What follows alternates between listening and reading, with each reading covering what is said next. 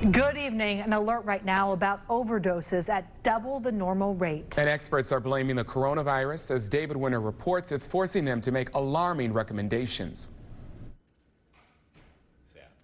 Yeah, definitely.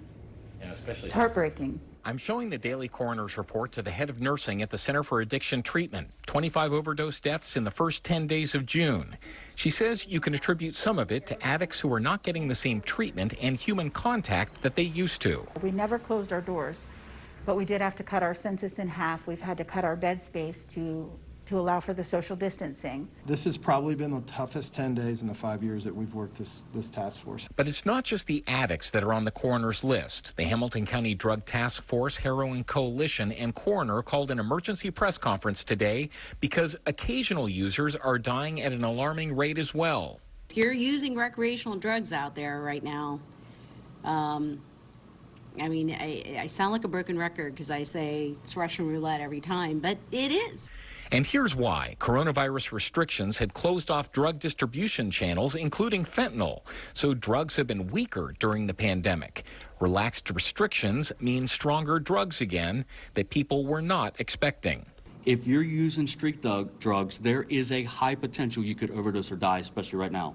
It's prompting these law enforcement officers to do something unusual, encourage people to take precautions while using, including bringing along a sober friend like a designated driver.